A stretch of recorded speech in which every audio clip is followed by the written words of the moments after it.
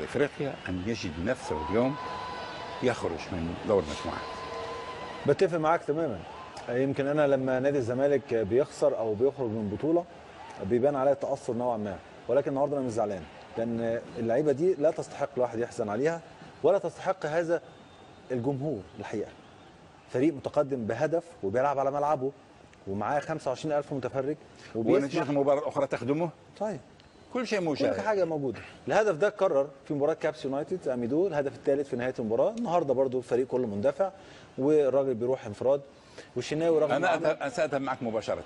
من يتحمل مسؤوليه ليست التعادل اليوم، الاقصاء في مجموع البطوله في المباريات الست على مستوى التحضير، على مستوى الحضور البدني، الحضور الذهني، الفني، اداره المباريات، تسيير المباريات، الانضمام واللاعبين انخراطهم في هذه البطوله، هل كانوا هم جاهزين ذهنيا؟ اكيد اللي بيتحمل جهاز فني ولاعيبه لا تقدر المسؤوليه.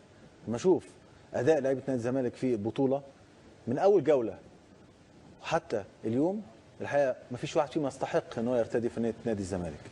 على الرغم ان الشناوي كان كويس النهارده وانقذ عده اهداف، نعم. والهدف الاول ضربه جزاء، انما يتحمل مسؤوليه الهدف الثاني. ما فيش حارس مرمى بيخرج كده. تخرج تعمل ايه؟ هتمسك الكره بايدك انت خارج، هو قبل حارس المرمى خارج المنطقه العريض تنفيذ الركنيه سيعود الى ابو بكر، حتى تنفيذ الركنيه وانت متاخر متعادل بهدف الهدف، يجب ان تلعبها مباشره، لا تلعبها قصيرا، تقطع الكره يصبح ولكن تصبح زياده عدديه. لازم نقول في الاول مبروك لنادي اهلي طرابلس، استحق التاهل، وزي ما قلت عمل انجاز بل اعجاز انه يصعد بدون دوري. وفي نقطه مهمه كمان، ان انا شايف الفريق النهارده اهلي طرابلس الليبي بلا اخطاء.